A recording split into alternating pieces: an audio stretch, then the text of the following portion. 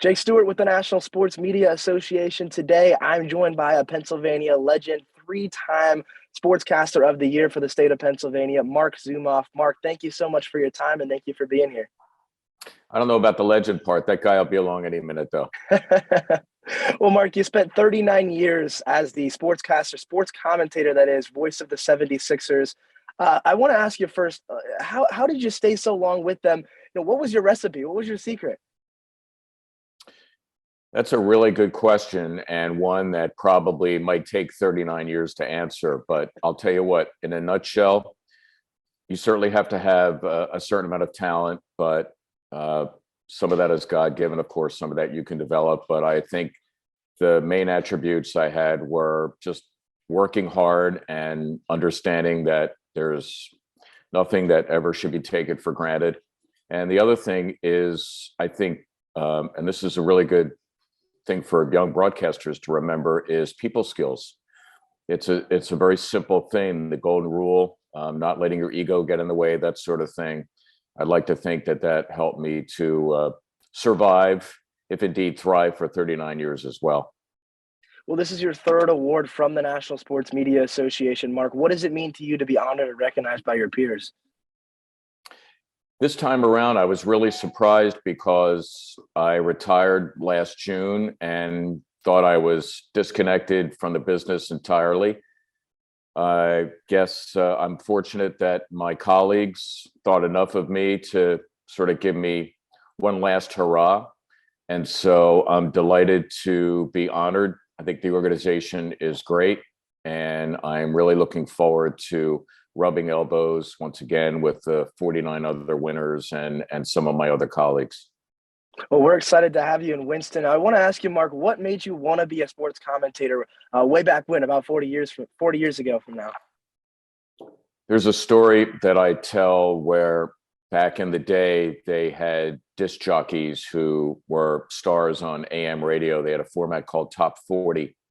And they would talk up the songs, meaning that they would give the weather or some sort of an announcement over the introduction of the song. And they somehow knew that when they shut up, the lyrics would come in. And I was fascinated by this. So I started doing it myself. And I discovered that I enjoyed the patter. I enjoyed the rhythm of speaking and performing. And I was also a sports fan. So I naturally gravitated to play-by-play. I would turn the sound down of a game on TV and do it into my tape recorder. And then I was nerdy enough that when I would come home from school, this was before there was cable or anything like that, and I would make up games in my head. And I would literally imagine a game taking place and announce it that way. So I guess it was just something I was meant to do. I know that I don't have many other skills. I'd never be a good architect or attorney or doctor or anything like that. So I think that I followed the path that I was meant to follow. I think everyone is born with a gift. And fortunately, I was lucky enough to have that gift bestowed upon me.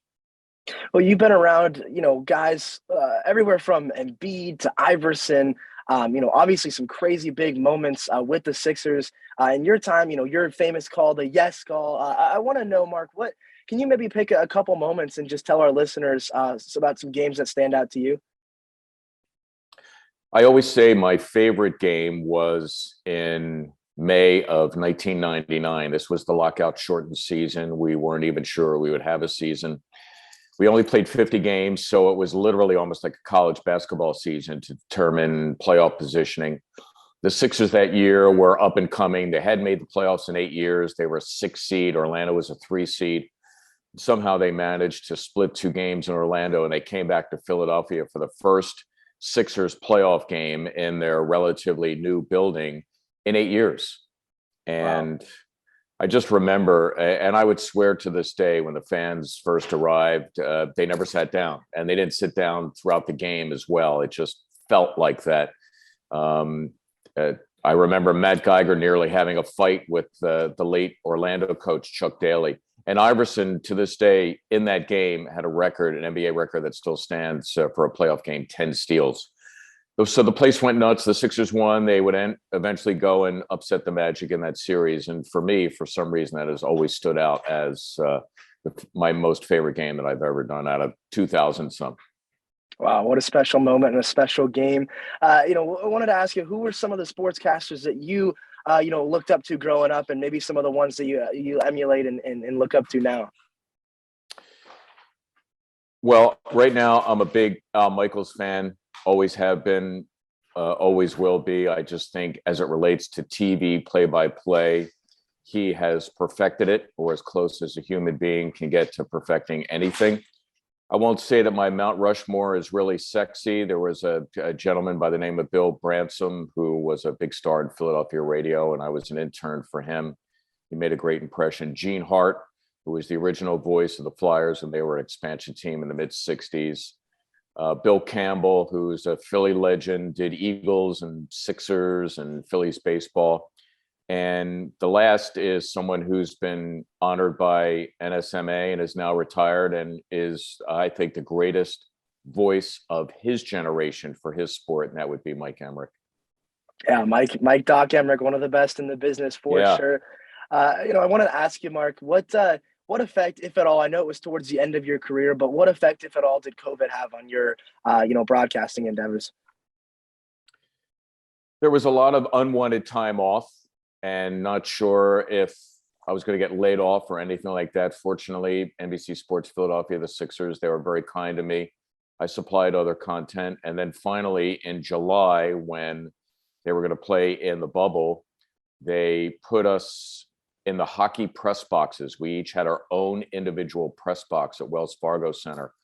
And I would look across at an adjoining press box, and there was my color analyst, Ala Abdelnaby.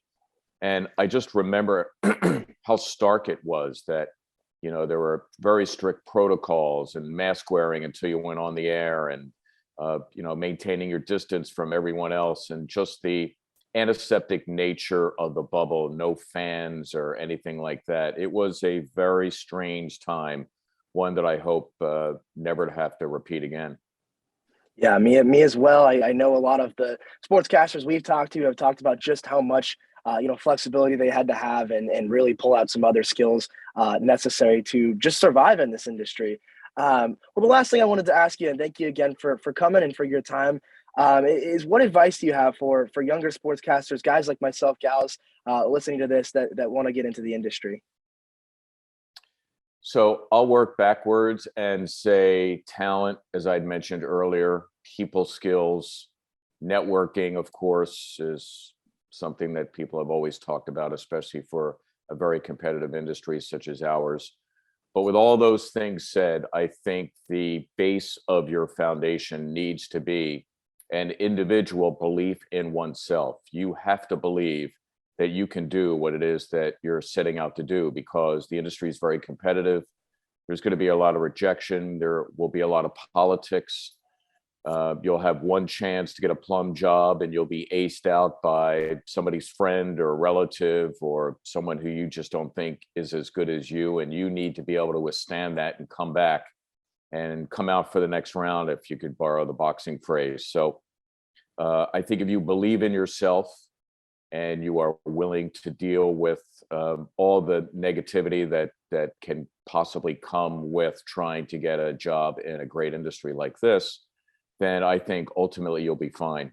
And then I think the other thing is, at some point in your career, you're going to have to decide, as you reach a certain level, whether or not you can sustain yourself with that or not. And I will say this, for those who may decide, let's say in their 30s, you know what, I got to go do something else. I'm going to start a family. I have other priorities.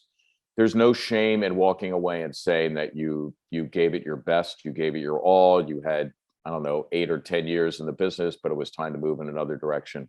I think there's no shame in that. And in fact, better to have lived that way than to not have tried at all. Absolutely. I love that advice from our 2021 Pennsylvania Sportscaster of the Year, Marc Zumoff. Mark, thank you again for being here. Look forward to seeing you in Winston this summer. You got it.